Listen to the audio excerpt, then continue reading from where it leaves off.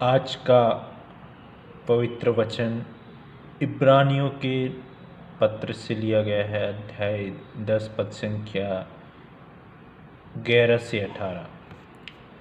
प्रत्येक दूसरा पुरोहित खड़ा होकर प्रतिदिन धर्म अनुष्ठान करता है और बार बार एक ही प्रकार के बलिदान चढ़ाया करता है, जो पाप हरने में असमर्थ होते हैं, किंतु पापों के लिए एक ही बलिदान चढ़ाने के बाद वह सदा के लिए ईश्वर के दाहिने विराजमान हो गए हैं, जहाँ वह उस समय की राह देखते हैं जब उनके शत्रुओं को उनका पावदान बना दिया जाएगा, क्योंकि वह जिन लोगों को पवित्र करते हैं उन्होंने उनको एक ही बलिदान द्वारा सदा के लिए पूर्णता तक पहुंचा दिया है।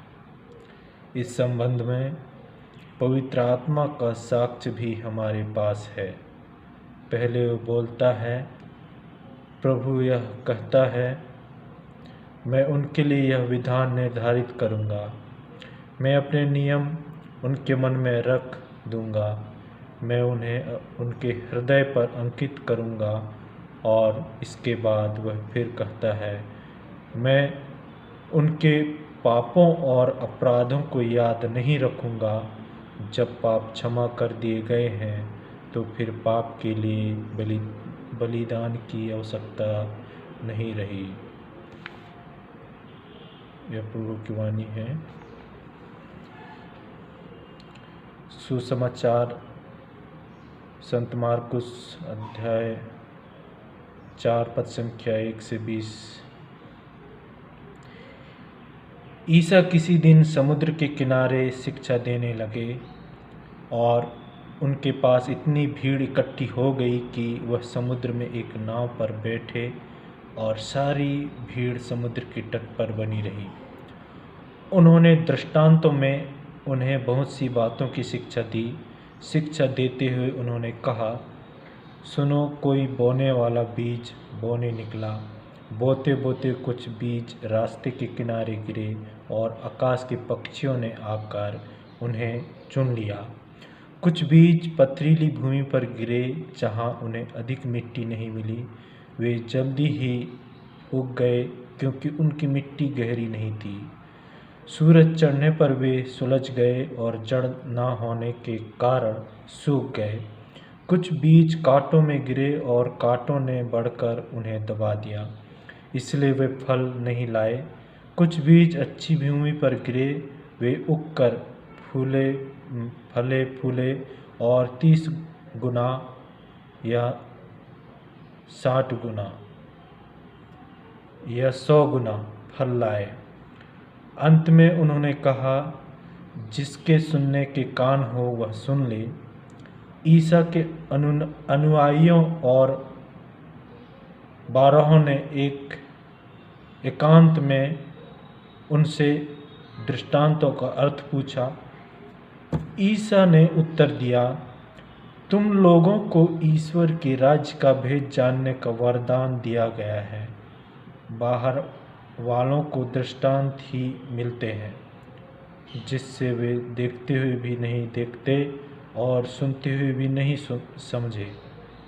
कहीं ऐसा ना हो कि वे मेरी ओर लौट आएं और मैं उन्हें क्षमा प्रदान कर दूं। ईसा ने उनसे कहा, क्या तुम लोग यह दृष्टांत नहीं समझते?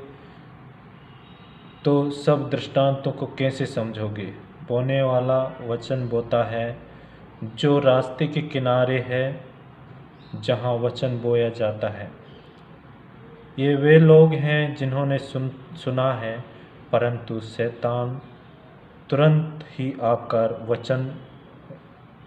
वह वचन ले जाता है जो उनके हृदय में बोया गया है। इस प्रकार जो पथरीली भूमि में बोए जाते हैं, ये वे लोग हैं जो वचन सुनते ही उसे प्रसन्नता से ग्रहण करते हैं, किंतु उनमें जड़ नहीं है और वे थोड़े ही दिन दृढ़ रहते हैं। वचन के कारण संकट या अत्याचार आ पड़ने पर वे तुरंत विचलित हो जाते हैं।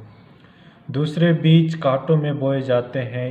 ये वे लोग हैं जो वचन सुनते हैं, परंतु संसार की चिंताएं, धन का मोह और अन्य वासनाएं उनमें प्रवेश कर वचन को दबा देती है और वह फल नहीं लाता।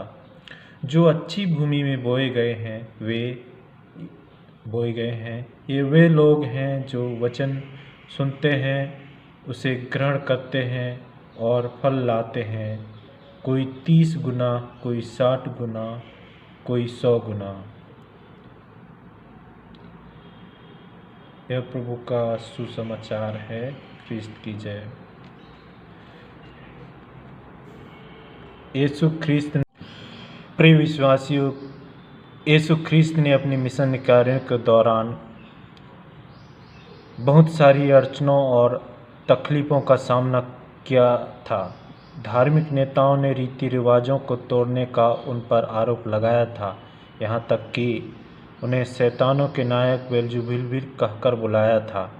इसलिए यीशु के अपने परिचित भी उन्हें 4 दीवारी में कैद कर रखना चाहते थे, और इसलिए इस बीज बोने वाले के दृष्टांत में यीशु अपने शिष्यों को मिशन कार्यों के लिए प्रोत्साहित करते हैं। गलीलिया के क्रिश्चियनगण बहुत सारी तकलीफ़ों का सामना करते थे। उनके बहुत से बीज जन्म तो लेते ही थे, लेकिन बहुत से बीज फल उत्पन्न नहीं कर पाते थे। पर मज़े की बात ये होती कि उनकी उपज बहुत होती, अर्थात उन अड़चनों के बावजूद उन्हें सफलता मिलती ही थी। अतः इस कारण निष्कर्ष यह निकलता है कि हमें इन अड़चनों और असफलताओं के परे देखने की कोशिश करनी चाहिए, क्योंकि ईश्वर हमेशा कार्यरत हैं और हमें सफलता प्रदान करते हैं। बहुधा हम अपनी तकलीफ़ों, नकारात्मकताओं, असफलताओं में रम जाते हैं, पर इन असफलताओं में भी ईश्वर कार्यरत हैं, बशर्ते हम दृढ़ रखें, ढाढ़स रखें।